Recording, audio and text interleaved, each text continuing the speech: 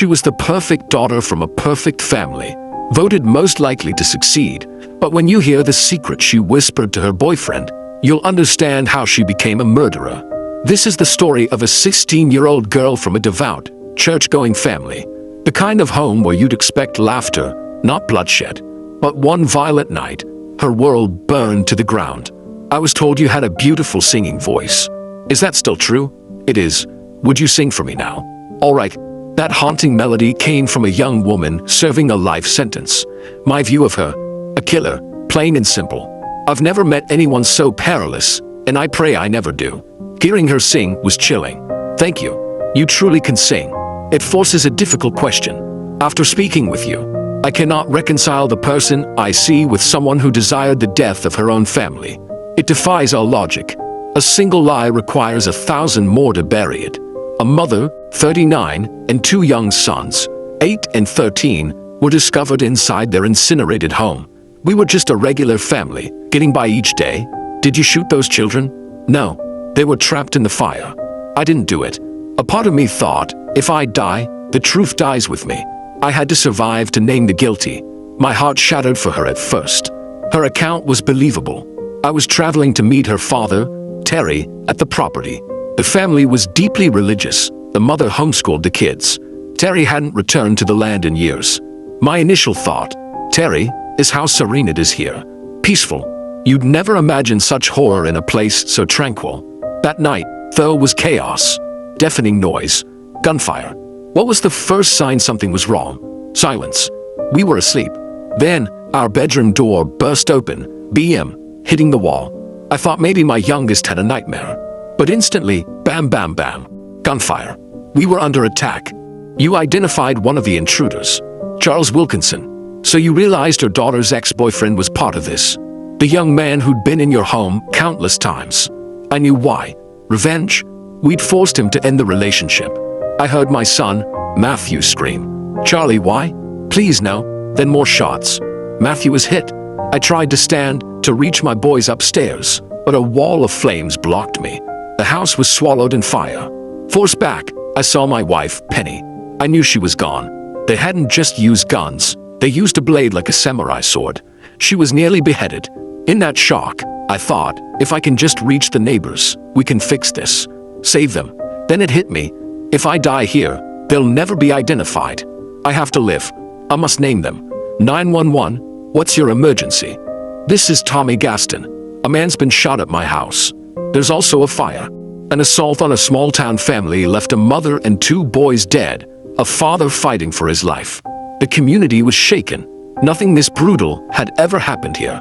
From his hospital bed, Terry identified Charlie. He was arrested with the others. The victims were found, but the daughter, Erin, was missing. When police searched Charlie's trailer, they found something bizarre. The place was a mess. Clothes, a mattress on the floor. I noticed what looked like a blonde wig.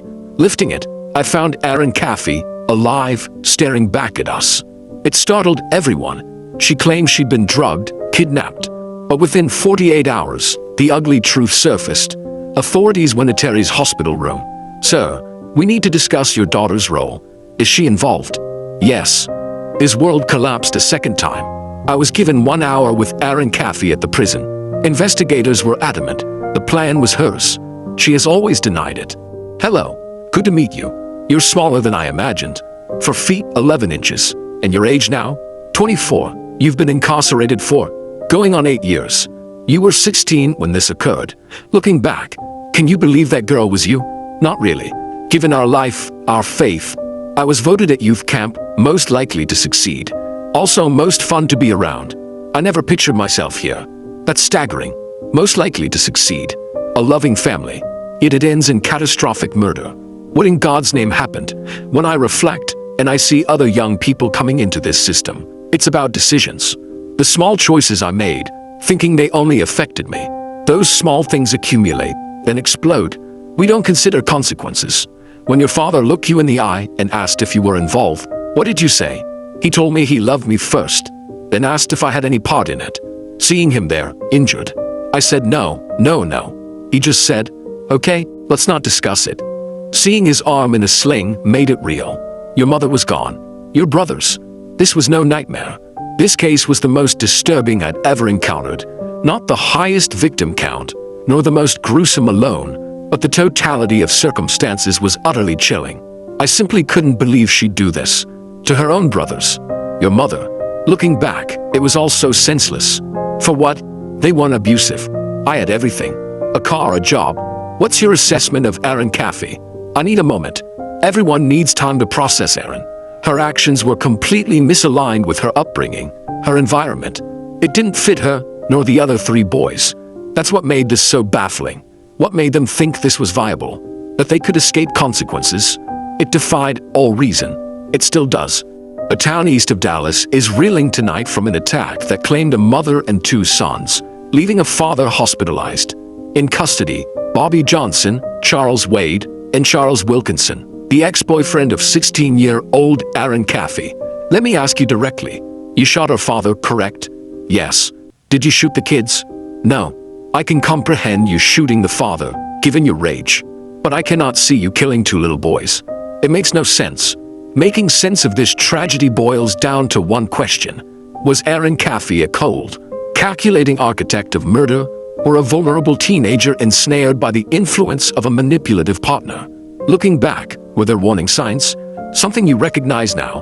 One thing, when she started seeing Charlie, she changed. Before, she was joyful. He altered that. There was something in his eyes, an emptiness, an over-polite facade. I sensed something was wrong. As the relationship deepened, her parents grew worried. Her mother found his social media page, references to drinking, promiscuity. Any parent would panic. We knew we had to intervene. We sat her down. You cannot see him anymore. She took it calmly, head down, a few tears. She said she'd been wanting to end it, but didn't know how. I was unsure how to interpret that. Then consider it done. I was devastated, hurt. This was the man I planned to marry. You loved him? At 16, did I know what true love was? At the time, yes. I was in love.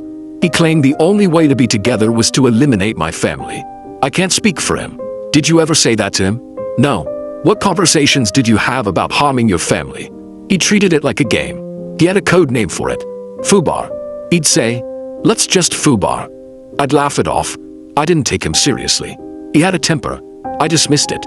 Bobby Johnson and Charles Wade picked up Charlie. They drove to Erin's house near midnight. The family dog barked. They fled. Then Erin called Charlie. "I'll handle the dog. Come back." They collected her. The 4 drove to a cemetery, sat for an hour, discussing the plan. This is the moment that haunts me. Why did no one say, "This is madness"? No one did. They returned. The boys parked on the road. Erin and Bobby waited in back. Charlie and Charles approached. Erin had left the door unlocked. Charlie shot Terry first, then Penny. The gun jammed. He grabbed a sword. Penny was stabbed, nearly decapitated. The brothers upstairs heard commotion, yelled. Charles Wade went up, shot Matthew. Charlie took a knife, found Tyler hiding in a closet. That detail remains the most horrifying. Then, they used lighters bought earlier, ignited the house, and left. Charles and Bobby dropped Erin and Charlie at a trailer, where they were intimate. Then the others went home. By morning, Charlie was arrested. Under questioning, he pointed to Erin as the instigator. Yet in the hospital, she maintained her kidnapping story. I requested a full talk screen on Miss Caffey. I asked if her clothes smelled of smoke. If you're in a burning building, you reek of it. The officer reported, no smoke odor. Erin, you claimed you woke surrounded by smoke. That 2 men with swords were there. Can you repeat what they told you? To get down, stay down. Where were you? In the house. That's my last memory until the police woke me. You've been labeled the ringleader, the mastermind. That this was your idea. The media, they seize a fragment and amplify it. How do you square that with the facts? You were inside. You made numerous calls. You sat in that car, knowing they'd entered with weapons. What was in your mind then? I couldn't hear anything. You knew their mission. Weren't you thinking? I guess. I wasn't. What people find incomprehensible is that afterward, you were with your boyfriend. You were intimate, knowing he had just killed your family. The best way I can explain, it's like telling one lie. You tell another to cover it, then another. You become entangled. An investigator called you the most skilled liar he'd ever met. I don't know about that. I sense you're being truthful to a limit. A barrier exists. You won't admit to being that person, because it's easier. The reality is too heavy. You wish to keep your story. That's fine. What I heard last night was different. Charlie, get rid of my parents. I'm tired of the beatings. I saw her today. Not a single bruise. Did you see any? I didn't. She claimed her mother shoved her, slapped her. Is that worth killing over? No. Did anyone speak in the car after leaving? Yeah. Someone said, "Holy, that was insane." I wish I'd recorded it. The accomplices' stories aligned. Erin was the catalyst. For 8 years, she has denied being the architect. Let me pose a hard question. Do you believe Erin's version, or do you feel compelled to believe it now? I mostly believe her. Some details might be off. You know your child. I'm not claiming she's innocent. She bears responsibility. But looking back now, I don't believe she was the mastermind. Not out of denial. I don't believe my daughter is evil.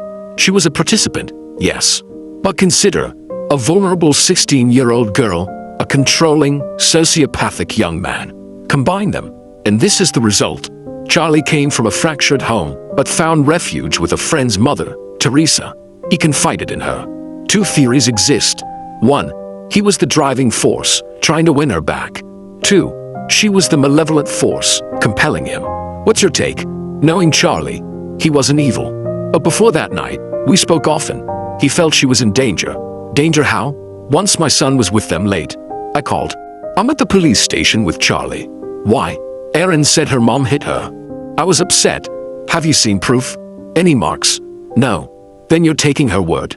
From then, I felt she had a grip on him, manipulating his perception. You tried, gently, to get Charlie to walk away. Yes, but he genuinely loved her. Love can be a terrifying force. Let me ask you, when you went there, shooting, what was your intent? I was trying to kill him. Because I thought. I wasn't thinking, was she worth all this? Unconditional love asks for no explanation, only acceptance. The first court day, we met Terry, fresh from the hospital, wounds visible. We discussed the death penalty. He looked at me and said, he ate at my table. He wanted the death penalty for Charlie and Charles. I said, okay. I remember my pastor saying we must pray for these young men. I thought, let them rot in hell. That was my anger. Each pre-trial hearing, I'd sit behind them, staring at their heads, thinking how easy it would be to bring a gun. I bought one. The day came. I had it in my truck, parked at the courthouse. I reached for it and trembled. This isn't the answer. This won't bring them back. During proceedings, a key witness emerged, Erin's former boyfriend, Michael. His testimony was crucial. We learned you two dated. Why the breakup? Her parents disapproved. I need a man's honest answer. Did she ever speak of harming her parents? Yes. She told me she wanted to hire someone to kill them. Why? She said every time she found a boyfriend she liked, her mom and dad ruined it. Let me ask tough questions. You can be more honest now. It's clear you told people you wanted your family dead. Why? I've spoken with other girls in here. We all say things in anger at that age. I wish my parents were dead. You don't realize you must be careful with words and with whom you share them. Sitting here now, how much responsibility do you accept? I'm still working on that. I played the blame game at first. I know I must take ownership for myself and others. Ownership for what, specifically? I don't know. I have more processing to do. Do you accept that your family would be alive if you had wished them to be? That you could have stopped this at any point? Yes. That must be an unbearable burden. The power to prevent it, and used. Yes. Perhaps the most extraordinary part is that Terry and Erin still have a relationship. That he still loves her. In my view, her father is in denial. He wants her freed. I've always seen Terry as doing what he must to survive. If that requires denying certain truths about Erin, I don't blame him. He has that right. Your father is an exceptional man. He stood by you, knowing what occurred. When did you first tell him? I was involved. About the second or third visit. He came alone. We were emotional. He showed me his scars. I cried, touched his arm, said I was sorry. That's when we truly talked. His reaction? From day one, he said even if I was the one standing over his bed, he'd still love me. I didn't believe it. I feared he'd abandon me. But he reassures me constantly. His love is unconditional. It's an astonishing thing. It draws praise and criticism. Some call it miraculous faith. Others say it's foolish. As a father myself, I understand his choice. You're all he has left. In the terrible months after, Terry chose to live on the property in a camper. The home was ash. Few traces remained. It seems an unusual choice. What drew you to stay? This was my home. I was trying to comprehend. Being here, I still felt connected to my family. Not just the tragedy, but the memories of my children playing. I needed to be here to heal. Those were dark months. I still sleep with a loaded gun nearby. Back then, I slept with it on my chest. I barely slept. When I did, I'd wake to the sound of gunshots in my mind, drenched in sweat. You've spoken of feeling guilt. No rational person would blame you. Have you forgiven yourself? People ask, who did you forgive first? I say Erin. That was a struggle, but I did. Then the boys. I forgave them. Yet I felt the weight. I realized I had to forgive myself. I didn't cause this. I didn't pull a trigger. If I'd known they were coming, I would have protected my family. It was a battle. In the shed, undamaged, I found a tote of letters. One from Penny read, "You're such a great father. You're my hero." I broke down. Your hero? I'm the opposite. I should have protected you all. I found little bags, our children's first haircuts. I opened them, held their hair. It was an emotional day. The struggle was finally reaching a place of self-forgiveness. Thank you, Terry. Bless you. Terry ultimately asked the courts to spare the accomplices the death penalty. Charles Wilkinson and Charles Wade received life without parole. Bobby Johnson must serve at least 20 years. Erin Caffey must serve a minimum of 42 years for murder. Have you had any contact with the other three? No. None. Do you think you ever will? I doubt it. Charlie has said he'll always love you. Do you love him still? I forgive him. That's different. Is that old passion there? No. What do you feel for him? Pity. His prison life must be grim. I think of his family too. Do you feel responsible for what happened to their son? That without your influence, he'd be free? I've never considered that. Now that I ask, should you? Yes. What will you do first when you're released? My dad and I discuss it. I want to visit the cemetery. Pay my respects.